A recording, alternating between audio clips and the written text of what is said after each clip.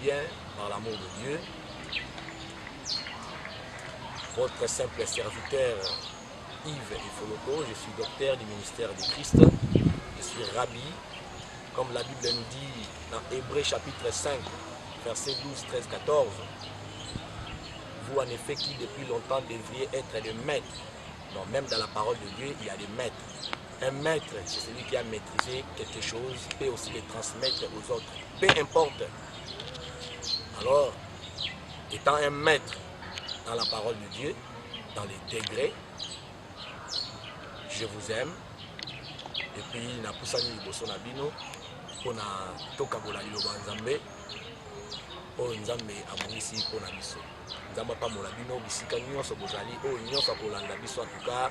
Liloba oyo ekota la Bible lobi que n'a pas problème na bango dans leur détresse, dans leur situation difficile, il a envoyé la parole et cette parole là a sauvé Nzamba tindi liloba afin que ngai na yo tobika au travers liloba oyo.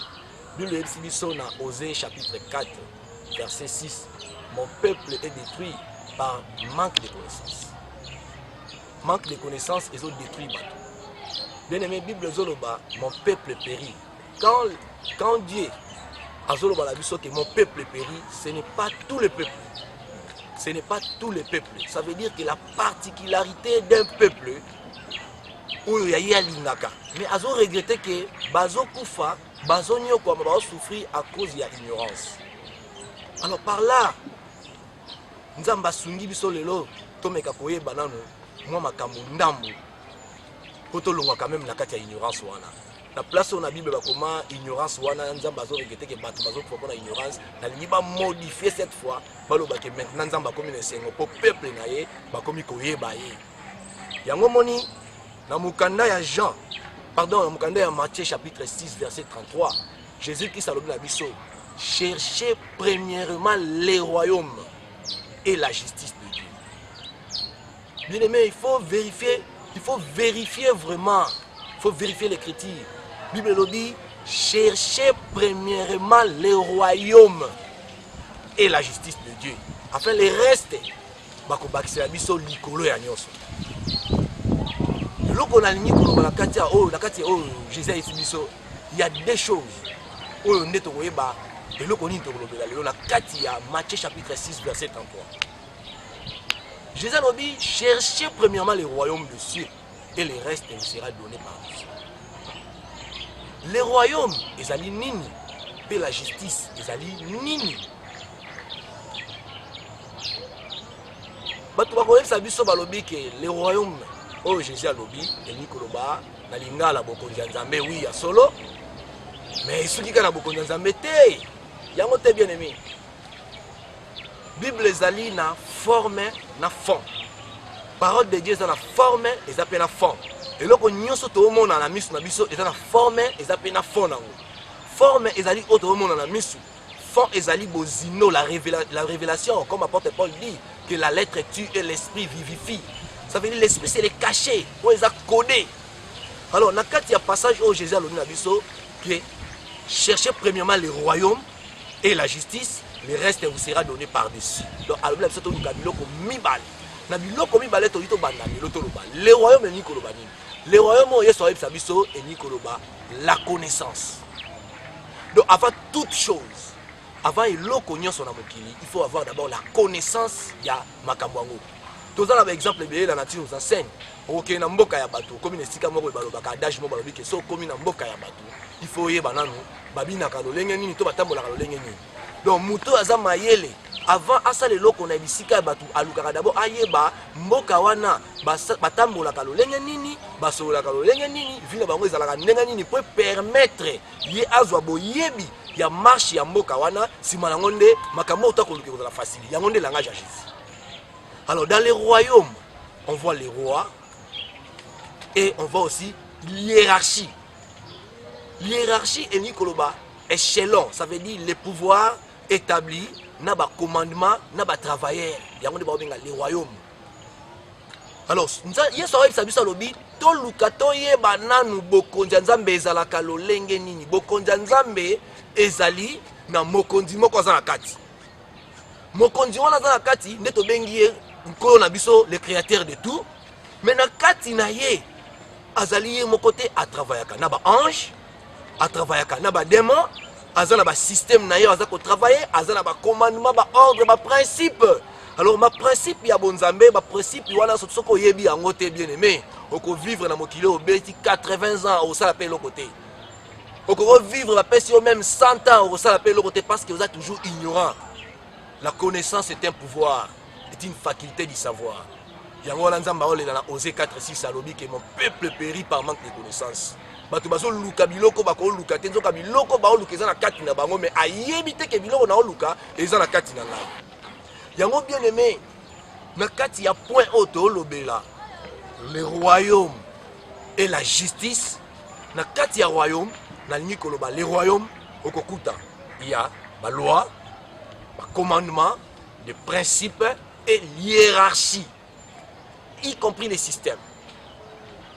Mais na kati wana na zwinini na limito lobela kaka liboso na système ezali na kata royaume système ezali lolenge ya kosalela lolenge ya koexploiter toyebi lelo ndenge mundele aza ko faire exploiter le monde na informatique na monde informatique. Toyebi ba ordinateur baza ko utiliser na ba téléphone ba système d'exploitation on a utilisé pour permettre ba kota ba application ba ça il a bosenga na bango. Alors système ba imposer système alors ils a kolo o ya créa nyonso a imposer système na ye o batu balingi ko yeba yango te batu balingi ko boya makambo nzambe balingi ko boya o ya imposer o ya za ko linga me batu balingi ko linga o batu musu batie to pe o bango moko batie tandis que o nzambe a tsheli biso to landa to lingi ko landa yango te. Na kati wana zina no système eza nini système d'exploitation ezali lolenge o nzambe asali ke mokili na ye to existence na ye ekobika ekovivre en nini na kati ya système to découvrir système nzambe ezali la dualité ni koloba mibale donc bato bakotambola nzela moko mibale to lolenge mibale ya kozala to lolenge mibale ya koloba to lolenge mibale ya kokanisa wana ali nzambe donc soki okoti na kati ya royaume de Dieu ndenge Jésus a fait dans Matthieu chapitre 6 verset 33 so koti na royaume on découvrir d'abord il y a un système que Dieu a établi. Dans le système que Dieu a établi la dualité a tenu sur le système du bien et le système du mal. Ndenge tolobaka le bien et le mal. Voilà ça une parenthèse il y a un système bien aimé. Mais na kati kaka ya royaume tozali susu na hiérarchie bato baza kokanisa lokola ke hiérarchie bakasa kwa nzambe aza lokola nzambe aza lokola mwana moko boya muke baboyi kozwa batie na poche non toyebi biso moko hiérarchie eza nini échelon mpo lekanisi kokoma esengeli olekanisi ka boyi po okota na porte oyo esengeli yo porte mosusu nano okota wana nsima nango nokokisi makambo nango noleki. Alors nzambe aza facilité mais aza facile na baoyo bayebi makambo na oloba mais oyo ayebi makambo te nzambe aza difficile.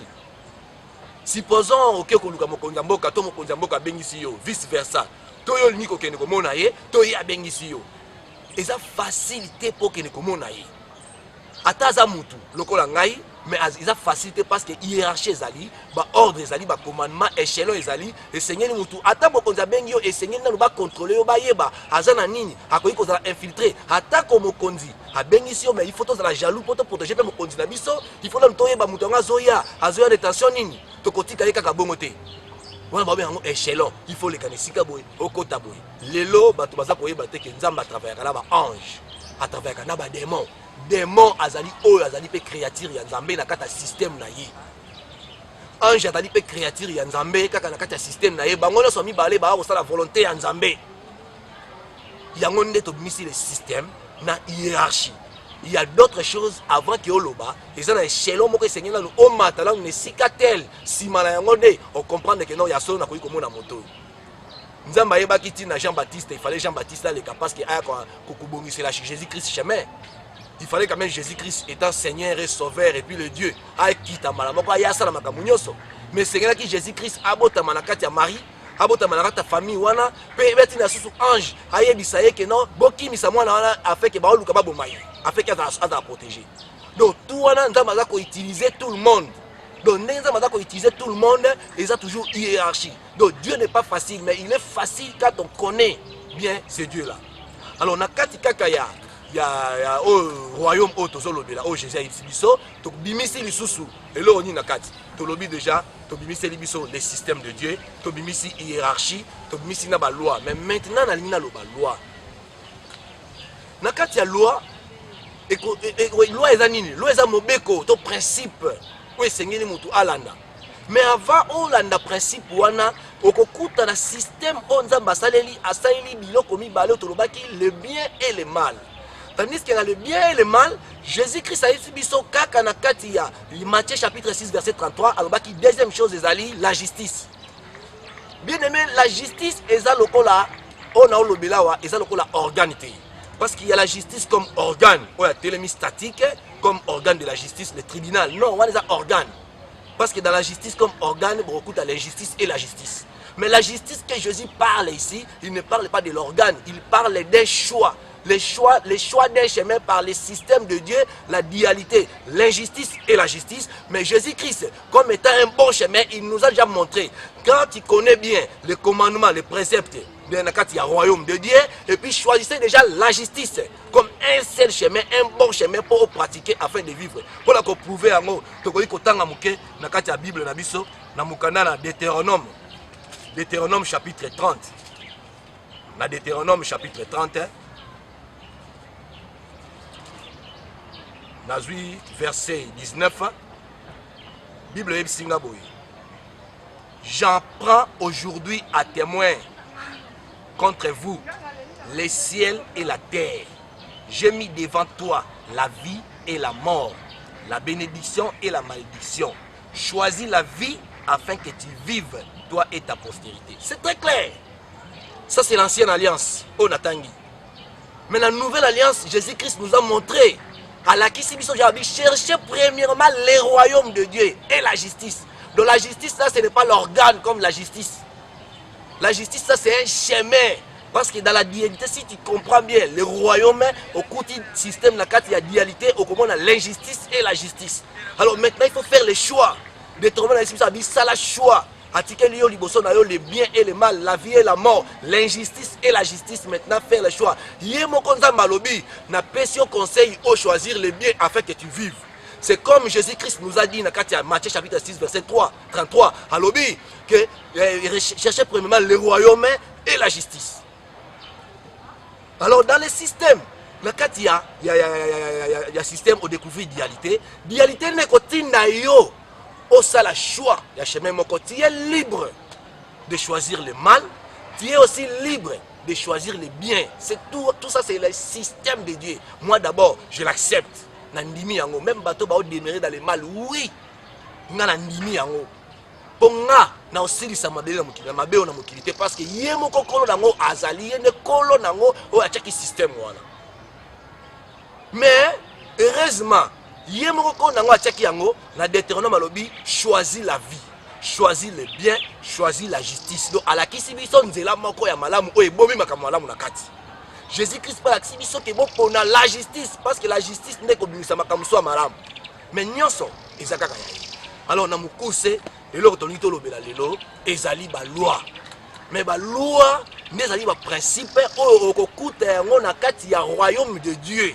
Parce que royaume de Dieu dans la Bible, non, cherchez premièrement le royaume et la justice de Dieu, et le reste vous sera donné par-dessus. Et Nikoloba, nyonso okoluka, avant Zoyango, yebananu, bokondipe mibeko, na hiérarchie nyonso, yanzambe, si manango, okosa la choix. Tant okosa la choix, ya mabe, to ya malamu, makamo okoluka, ekopesa melayo, nanzelo yokopona. C'est ça. Yango lelo, thème na biso ya mukuse. Tonito lobela lelo ezali les lois et les principes. Yango neza motuya na kati ya makambo toloba. Na yebi ke soki totangi na Bible na mukanda na Josué chapitre 1er verset 8. Bible lobi que ce livre de la loi ne s'éloigne point de ta bouche. Médite les jours et nuits afin que makambo eko simba, afin que ba problème ozana ngo eko simba. So la ketanga na kati ya Job chapitre 38 verset 33. Nous avons ici Job, parce que Job, dans le chapitre 1er, verset 3, à l'obi, chapitre 3, pardon, verset 1er, à l'obi, date de naissance Nangaï et la Kilamabé. Vous avez histoire à Job, à côté de la circonstance, ni problème, ni à côté de la Kinango. Aïeba quitté, que vie et bomi makama malamu pe na makama mabe na kati na ba surprise. Alors ignorance na ye tango akutani na circonstance oyo yaki ya difficulté ba fléau oyo maki kati na ye ake ko bossa na ke date de naissance e dépendre na ye te dépendre na Nzambe pe date de naissance ni ya mutu e bombi makambo nyonso na kati comme destin à laquelle yango mabe yango Nzambe na kati ya chapitre 38 verset 33 Nzamba otu na Job aibisi connaît-il les lois du ciel et règle-t-il son pouvoir sur la terre. Donc ça veut dire le monde autre, le monde à l'existence, est tellement dans mibeko. Bien aimé, ce qu'on y a dit makambo ote oko umelo ume en église bien aimé au bondelo mata bangomba au sala bachela ndenge na ndenge. So y a ba principe bon Nzambe te zéro. Ouais le côté. Grâce Nzamba sali biso lelo tolo bila makambo parce que belé baza ko bunga belé bala ba problème belé bala souci Nzamba sali la bango. Mais Nzamba yebiso ya lobi. Mon peuple périt par manque de connaissances. Na Esaïe 59 à lobi, matoi nanga ekufate. Loboko nanga katanité. Mais masumu na bino mabe na bino ndezo ya vernga. Bien na nza masumu te, wana langage codé à Bible. So tangi na kati ya Romains, parenthèse, Romains chapitre 5, verset 20. Bible ebisi biso. La loi est intervenue. La loi est intervenue afin que l'offense abonde. Et mais là où le péché a abondé, la grâce de Dieu surabonde.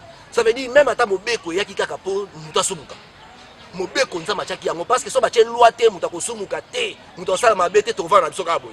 Mais nzambe mo na système na yali ngai ke mabeza na malamu alobi na te loi. Parce que ta bache mutu loi webisi bana lobi bon. Eloko basimba te.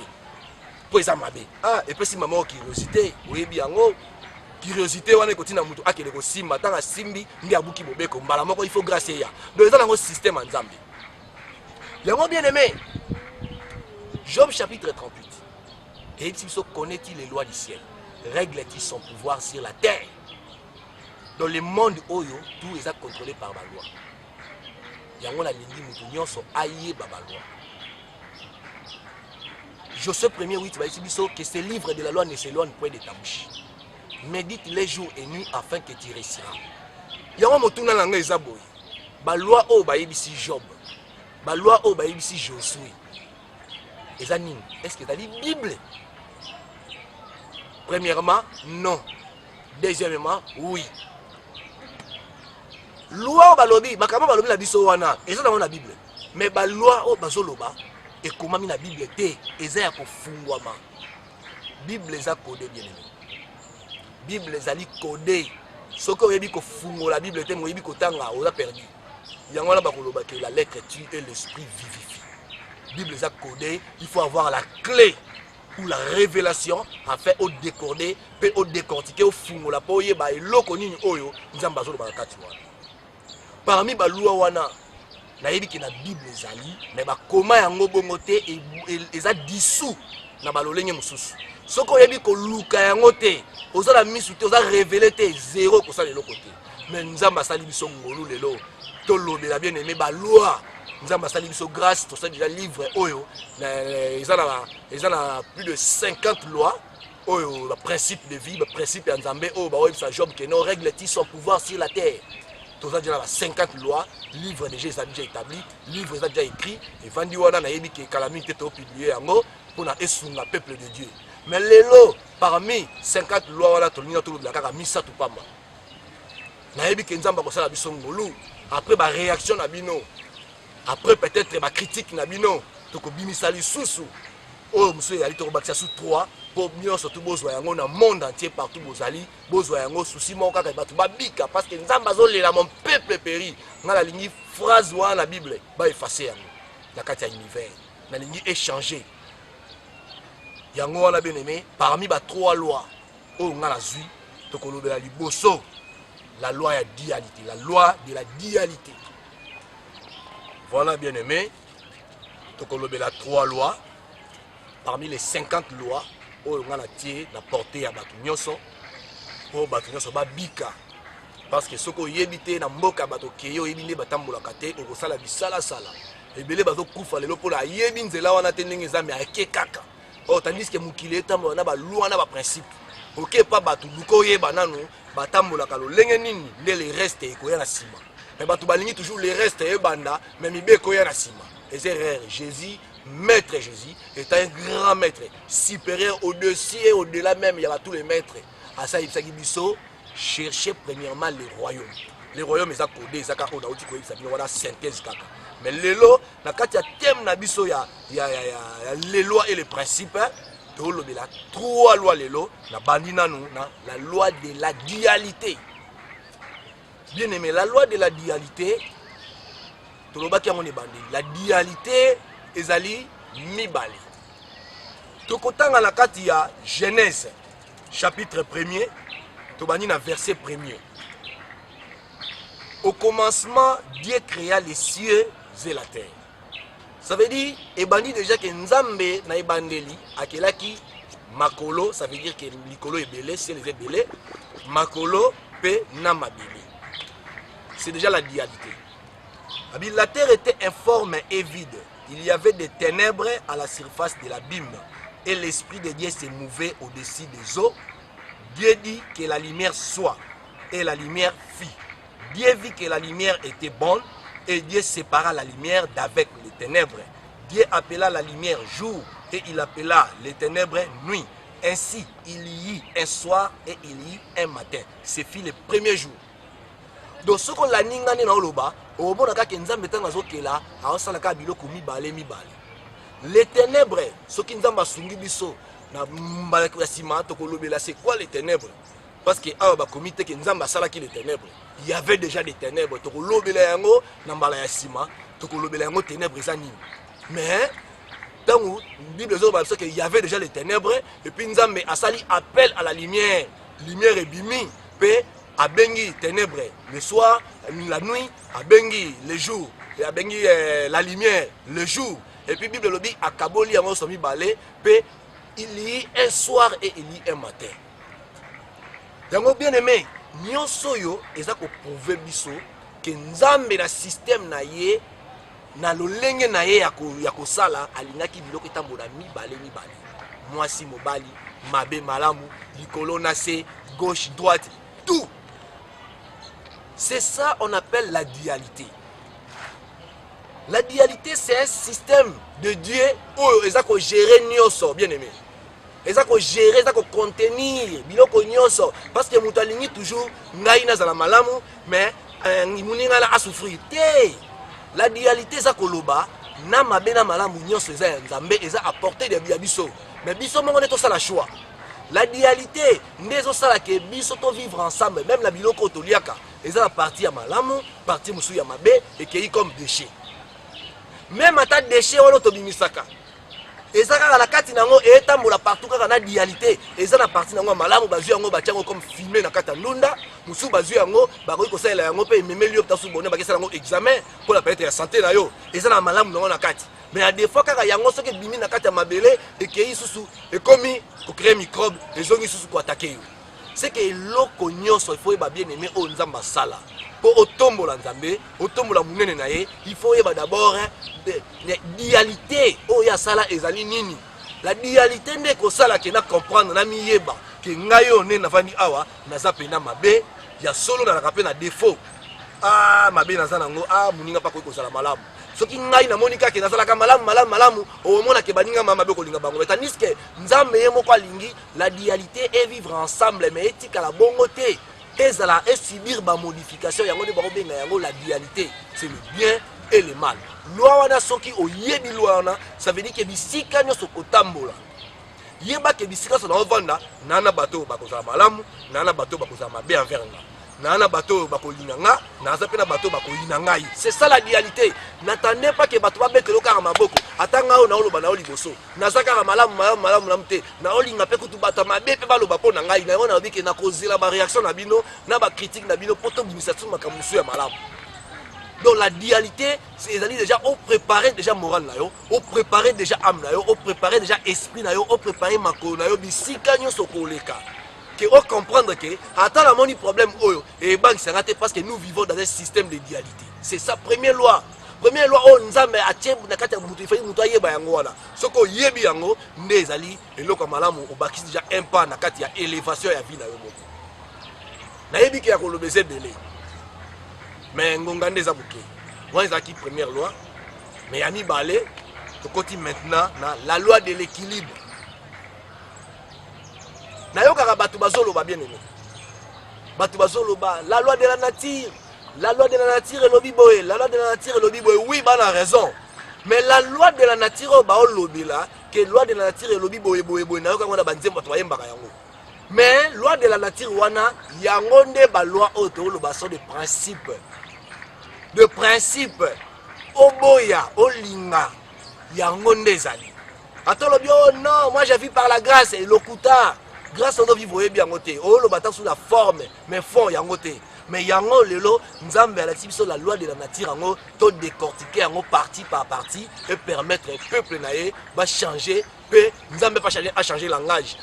Ah cette fois-ci en tout cas peuple nanga ba komi ko comprendre nini onga na chakat na ba. Amen. Alors la loi de l'équilibre. La loi de l'équilibre est nini? La loi de l'équilibre, ce qui est dans Genèse chapitre 3, verset 22. Genèse chapitre 3, verset 22. Voilà ce qui bien aimé tant où Adam et Ève bauti kolia moumanakati ya jardin. L'Éternel Dieu dit, voici l'homme est devenu comme l'un de nous pour la connaissance du bien et du mal.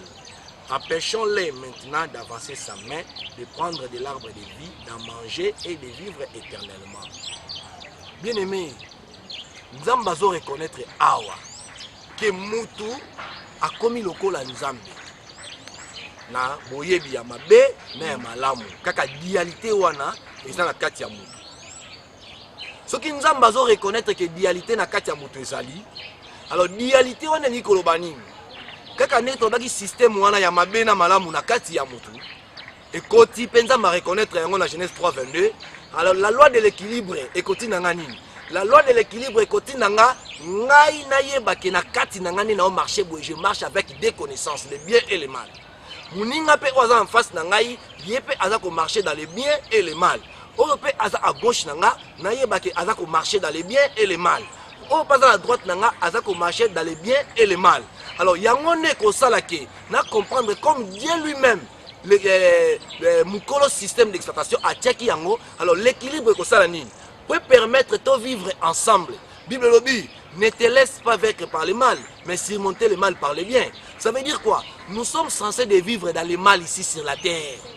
Mais, il faut tout que la bonne tête surmonter Yango parce que Tolinga, Toko vivre le système Wana. Tozo kabwana ebele tozo ebate tozo bomana pourquoi parce que toni ko ebate que non na kati na ngape na porter des semences wana na kati ndeko pe azalaka na semence na bibale ya système nzambe. Alors l'équilibre ko sala ngake ngai na muninga to sangisa peut permettre biso to vivre ensemble. Lokola l'équilibre ni koloba lokola phase na naître ya courant parce que pour ampoule epela lumière pour bima et sengeli naître na phase écoutana ta basali mariage na bango nde lumière ebini comme la vie et la bonne marche. Ce qui est boy moninga, ngala milingi. Alors moyen marché ezati. Yango bi me connaît ça que non, ne te laisse pas vaincre par le mal, mais au contraire surmonter le mal par le bien. Donc le mal et le bien sont censés de vivre ensemble, mais avec des résultats différents. Le mal a un résultat naïe, le bien peut avoir un résultat naïe. Mais il faut les supporter tous les deux. C'est ça qu'on appelle l'équilibre. Jésus-Christ comme épreuve. Nakati la loi équilibre dans Matthieu chapitre 5. Permettez-moi bien aimer Natanga, c'est très important. Matthieu chapitre 5. Tobanina verset 43. Vous avez appris qu'il a été dit, voilà Jésus Mtaoloba. Vous avez appris qu'il a été dit, tu aimeras ton prochain et tu haïras ton ennemi. Mais moi je vous dis, aimez vos ennemis, bénissez ceux qui vous maudissent, faites du bien à ceux qui vous haïssent.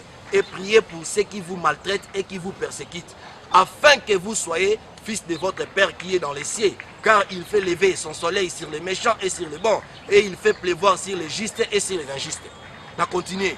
Si vous aimez ceux qui vous aiment, quelle récompense méritez-vous? Les publicains aussi n'agissent-ils pas de même? Et si vous saluez seulement vos frères, que faites-vous d'extraordinaire? Les païens aussi n'agissent-ils pas de même? Soyez donc parfaits comme votre Père Céleste est parfait. Donc, bien aimé, et là, Jésus-Christ a toujours le chemin à choisir. Mais alors, ça toujours l'équilibre. Jésus a toujours l'équilibre. Alobi, vous avez appris qu'il a été dit, tu aimeras ton prochain et tu haïras ton ennemi. Il avait dit œil pour œil. Donc, ngai muto alinganga, bien mais alinganga te non, Jésus alobi, mais moi je vous dis, aimez vos ennemis. Bénissez ceux qui vous maudissent. Faites du bien à tous ceux qui vous haïssent.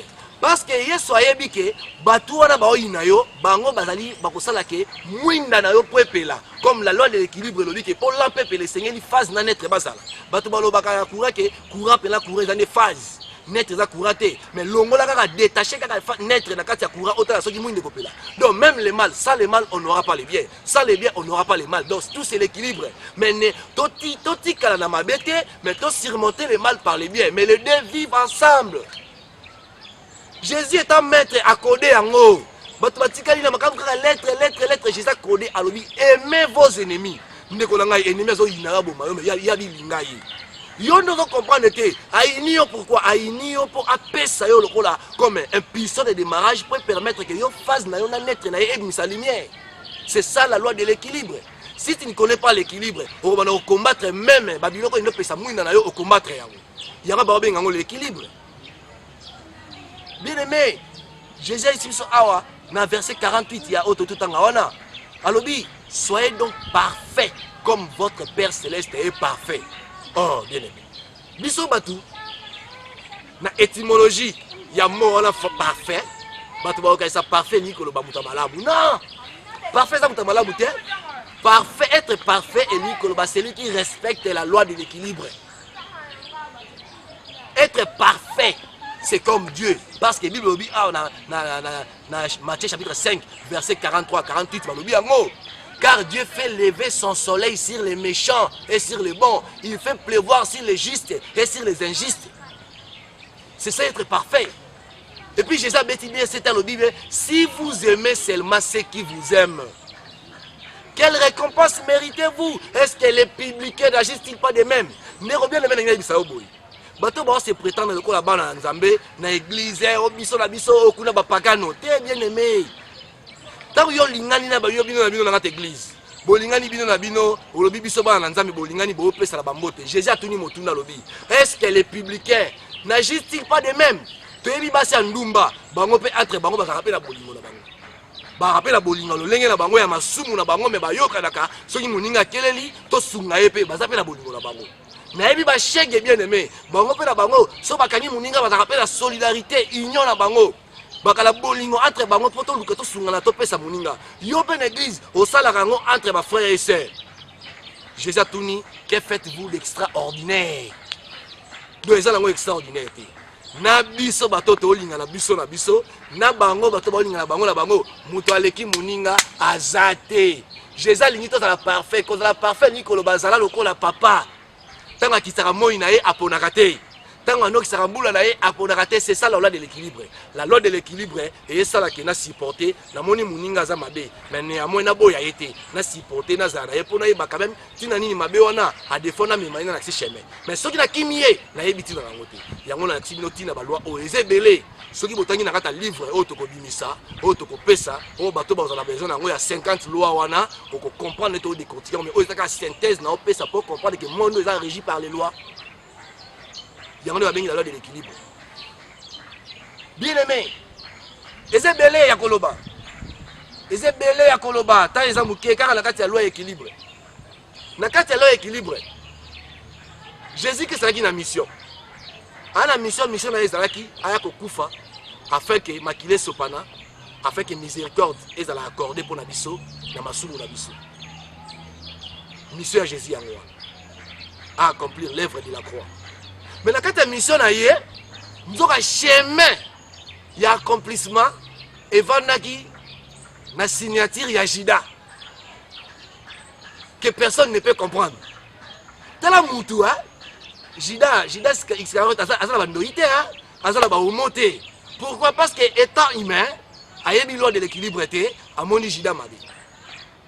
Mais tandis que Jésus-Christ a évoqué la loi de l'équilibre et Seigneur, le bien et le mal et vivre ensemble. Parce que même le mal là est qu'on accomplir même la volonté du Père.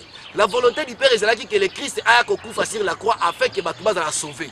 Mais pour ma kamouane kokisama, et sengeli et le capé la signature ya mutumoko avec la combo ya Jida. Bazu mbongo ba pesi Jida. Bazu gestion mbongo ba pesi afin que a gérer en bien. Pour le côté de la babi en forgeant, on devient forgeron. Alors quoi la loi wana et lobby pe, on appelle ça loi, on administre pesa loi. Mais to loba yango après, attendre ça me sera soumis sur basima. Na pesi déjà goût nango déjà en forgeant, on devait forger. On va avec yango loi de l'échelle. Mais parenthèse yango te to lobela lelo. Jésus a yebaki yango ke loi wana a forger qu'on devait forgeron et sengeli muto pour mission na ngai simba atekanga bien alata posa ya mbongo il fallait to pesa gestion ya mbongo ba pesa ki Jida ka bana ko gérer mbongo pe bani ko gérer mbongo elengi ya mbongo côté la qui est esprit ya mbongo na komo ya maman un grand démon fils de Lucifer avant la kata mbongo a kota ki na kati ya Jida avani a posséder maintenant pour accomplissement ya Christ a qui ne kufa sur la croix et salama. Mais Jésus-Christ il était maître. Ayebaki yango. Pourquoi Jésus-Christ a yebi que mutu a côté kangai, mutu a kosala ngabo, kosala ngama be. Pourquoi a bengana ki était? Il a accepté qu'il accomplisse salama. Bien aimé, to fungula, mato, il peut to fungula mémoire na biso. To comprendre mon peuple périt par manque de connaissances. Mutu a bunisaka wana yo kasaka bunisaka zo bomayote. Asunga yo bien aimé. La loi de l'équilibre et essengela yo au vivre ensemble là batama be, mais au comprendre rôle na bango ezanini afin que yo au surmonter pour avancer. Wana ezaka la loi de l'équilibre. Na yebi ke zebele ya koloba place wana. Mais tant eza mukie. Wana eza parenthèse. Na kangi yango deuxième loi la biso to bimisa ki to lobela ki liboso, la loi de la dualité, ya mibale to lobeli la loi de l'équilibre. Mais enfin na lingi na pesa to sukisa na troisième loi. Na yebi ke zebele. Lelo to lobela 3, na lingi ba réaction na bino. Ba réaction na bino, ba critique na bino, commentaire na bino ne ko salaki semaine auto ko banda to tinda lisusu mususu 3 lisusu et continuer et permettre encore ba nzambe balia kabilei. Bible lobby, l'homme ne vivra pas de pain seulement mais de toute parole qui sort de la bouche de Dieu. Yango to continue na troisième loi. Troisième loi bien aimé. Troisième loi ezali la loi de supériorité. Bien aimé, la loi de supériorité. Bien aimé, mon kilo les a régis par les lois, contrôlés par les lois, gérés par les lois. Ce qu'on a dit, la loi, oh, bien aimé, même Jésus-Christ, pour longa, examen et pas un diable, et Seigneur qui aille la loi. Ce qu'on a dit, il était, qui a longa, bien aimé.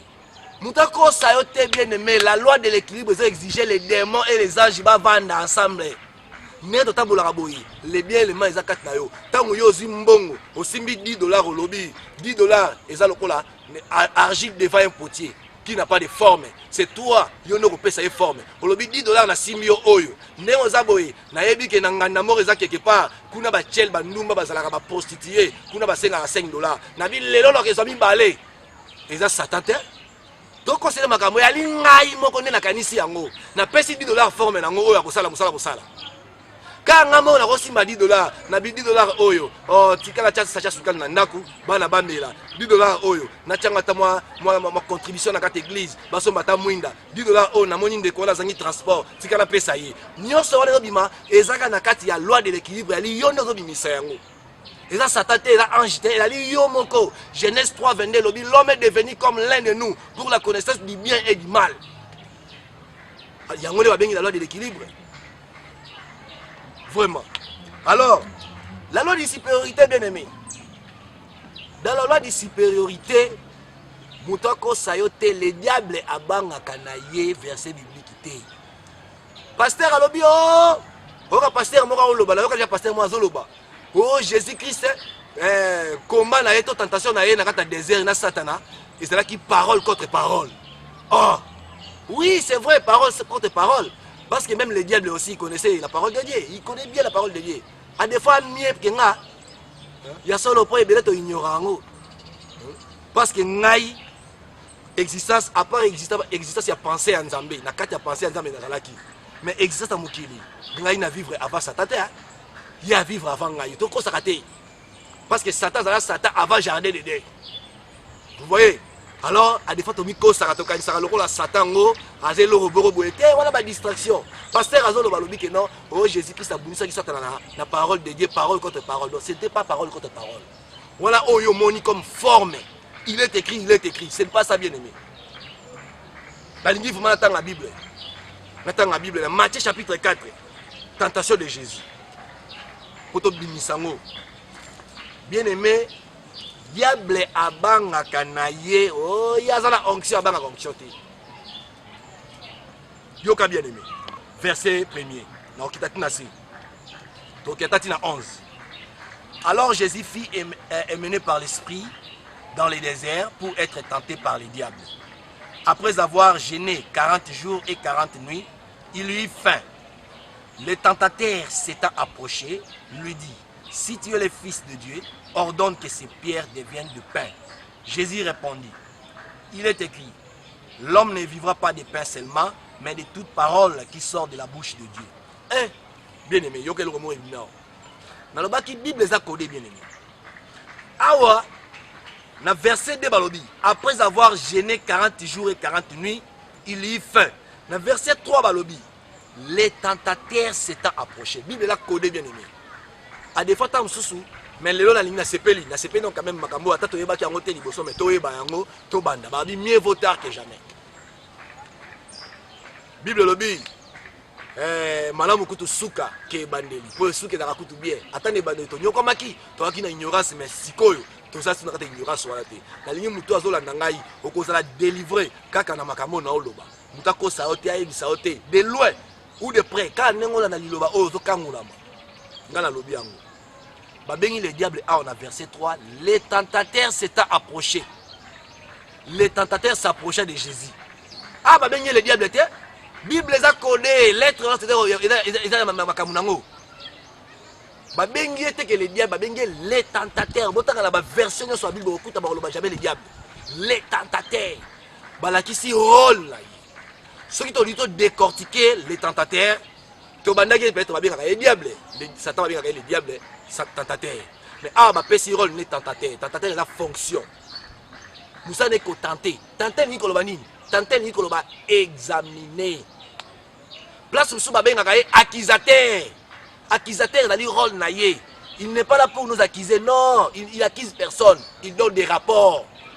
Après avoir tenté quelqu'un, ceux qui ont montré que ça va, il y a pas si rapport. Ce n'est pas pour rien que Jésus a accepté d'être tenté par le diable. À des fois, Jésus-Christ, le grand maître des maîtres, a accepté qu'il nous a tenté par le diable. Non, nous sommes censés de vivre dans un système de dualité par le diable doit nous tenter. C'est ça l'équilibre. Alors, dans la loi de supériorité de Binini, et le président Motouya,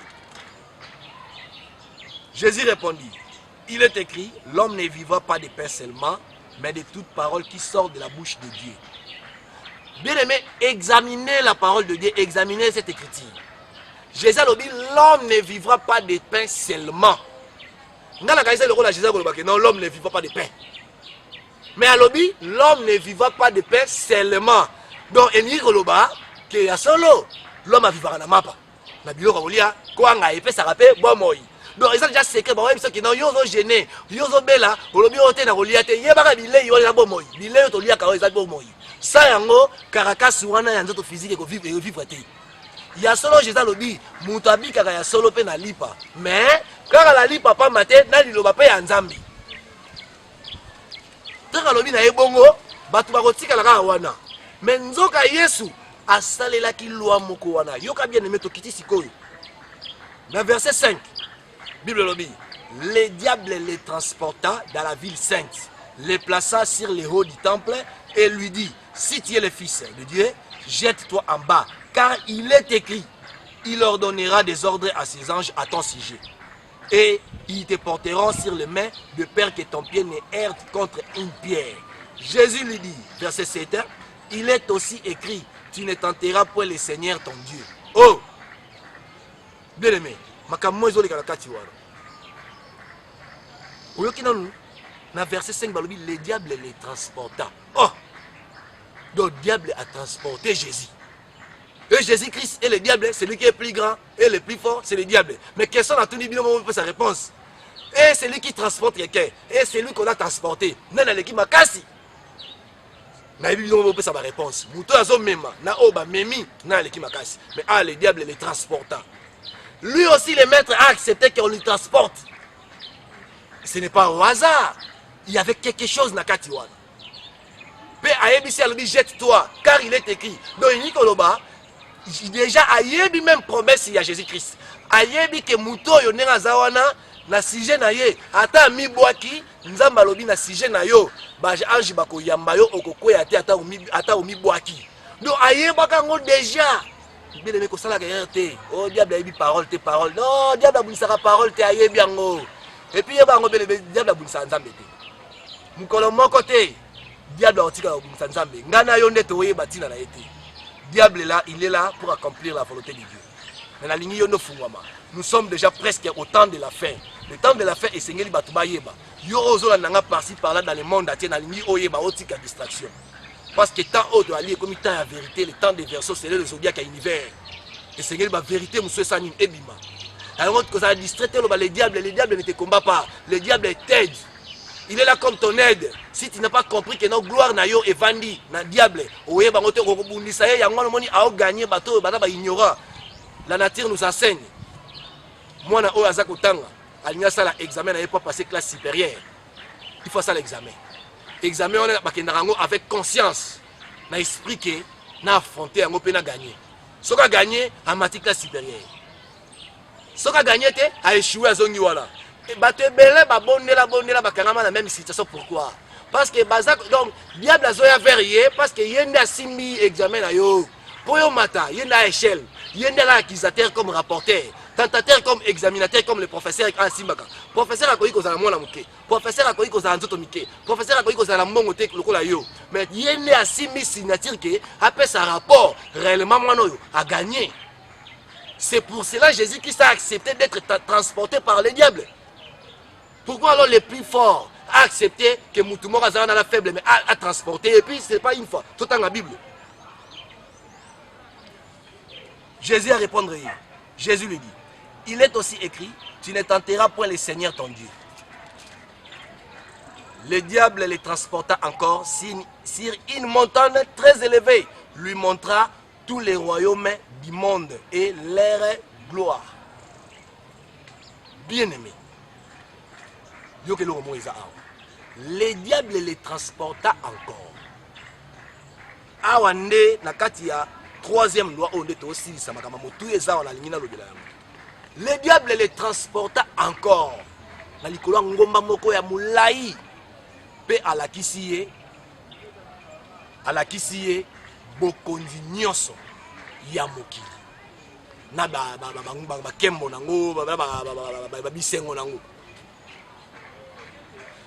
Aibisi alobi fuka melangai bongo na pesa yo biloko nyonso eza awa pe yoka réponse ya Jésus alobi Jésus lui dit retire-toi Satan car il est écrit tu adoreras le Seigneur ton Dieu et tu le serviras lui seul. 11 balobi alors le diable les laissa et voici les anges vinrent auprès de Jésus et les servaient. Nakangi Bible tout le belasco loi yango na loba nini za na kati wana. Bien aimé na kati wana Jésus abunisaki na ye diable na parole te. Jésus a se défendaki na parole te. So Bible lobi la lettre ti et l'esprit vivifie. Soki otikali na makomi o kanisa lokola ke. Oh Jésus azako bunda na parole contre parole. Non. Jésus a la ki loi moko. Loi auto la loi de supériorité. La loi de supériorité, c'est l'inférieur qui obéit aux ordres des supérieurs. Jésus-Christ étant maître, a quitté qui n'a sé pour aya koluka gloire. Loi de supériorité, oya ko kita, a commis kitisa. Nde bako sani, bako tombola. Loi de supériorité, oya ko tomwama, bako kitaye, nde ba boka li sifer na se pour ça qui orgueil. Jésus-Christ a zoki gloire parce que ami kitaki alingi akoma lokola masumu, abeta mafimbu babaka ene kulusu babo kele soyi afin que azwa gloire. Il y a une loi de supériorité. Mais la loi de supériorité est monene. Mais oh, il y a salé là qui n'a quatre. C'est l'inférieur qui obéit aux ordres des supérieurs. Jésus étant supérieur, parce qu'il était dans le ciel, a demandé qu'on a gloire. Alors gloire exigeait dans la loi, qui était dans le ciel, ok, dans le cochon. Si malango soko loni, ne si malango komata. Alors déjà, babota maka, pour la gloire, pour la bokonjo, babota maka nango. Pe ba yeko la kapé yango. Soko yekoli ke bokondité to botami nango te zéro.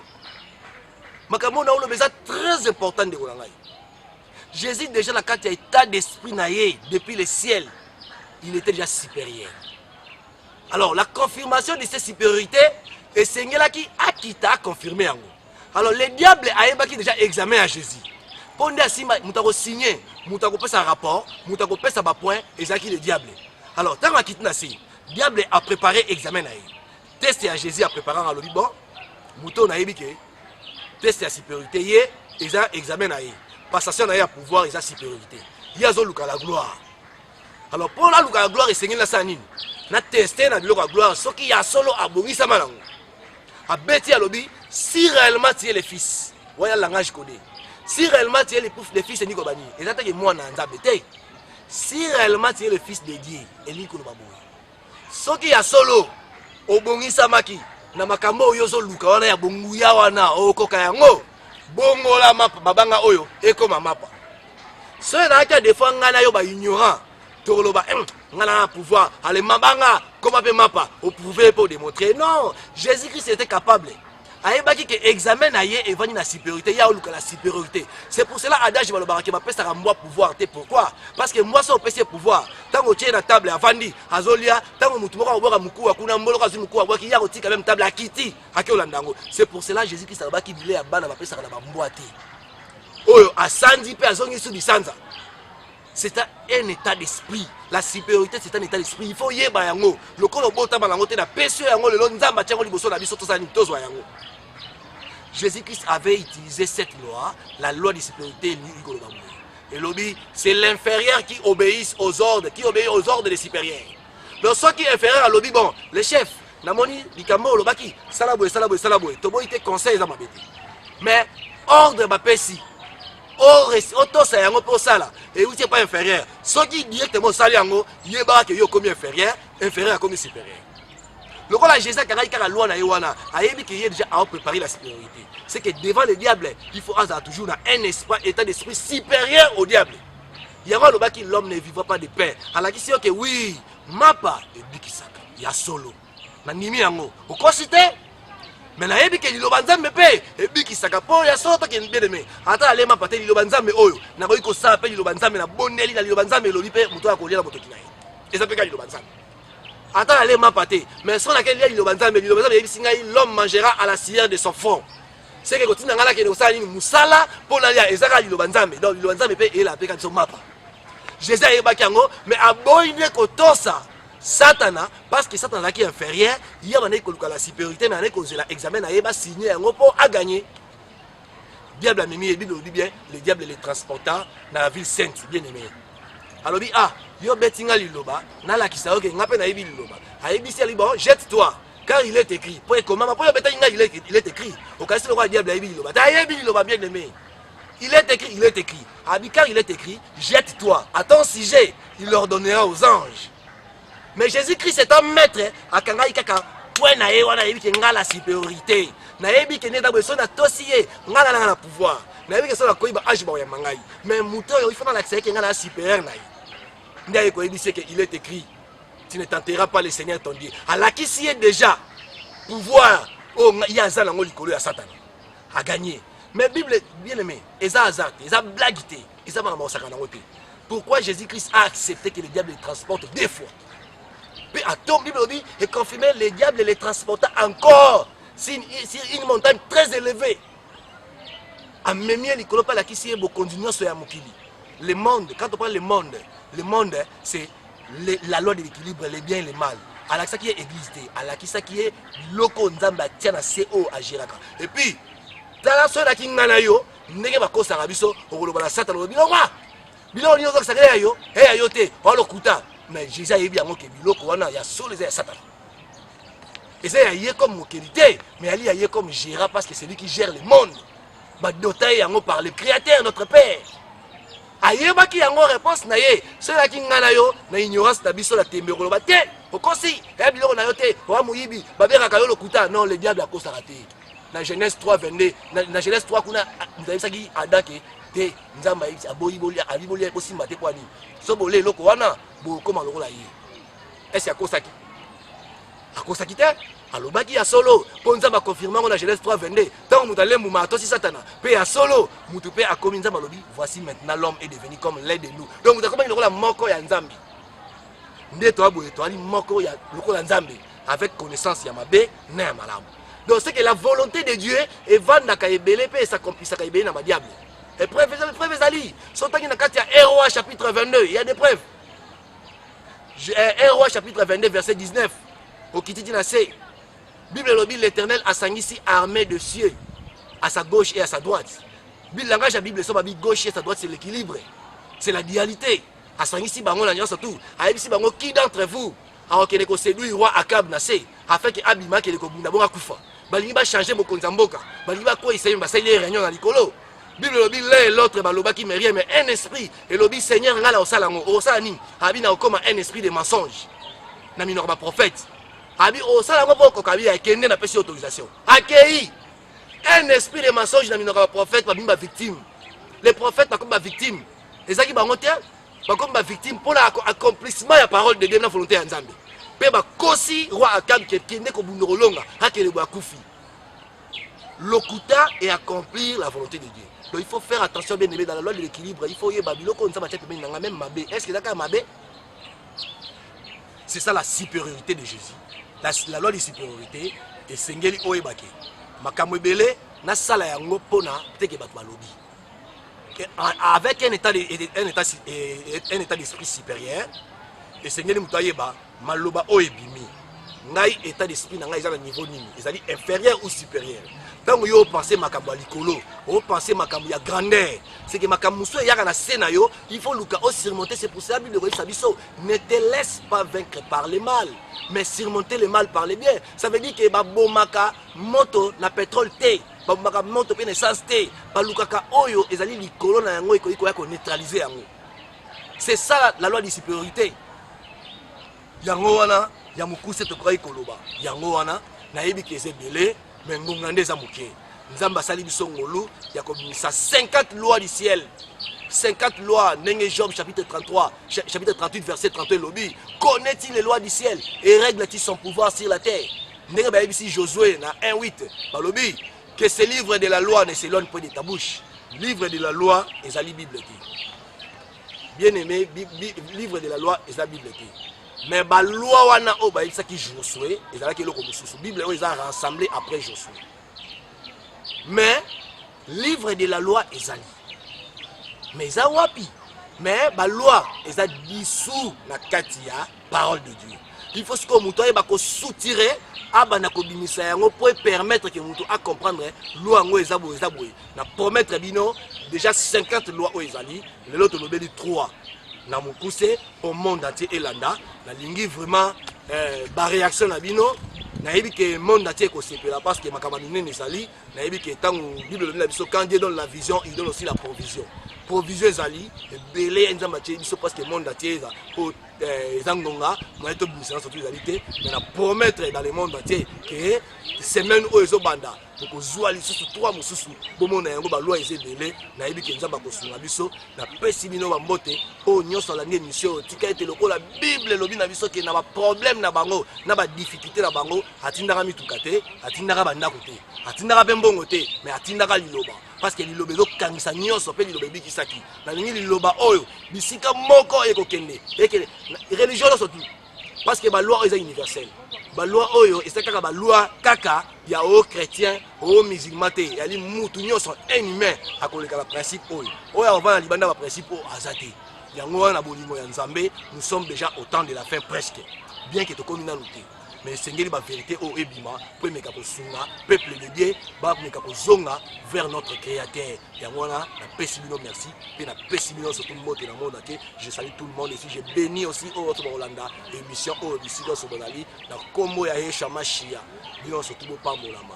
Ndela suki wana contact na biso ezali plus 243 81 064 37 03.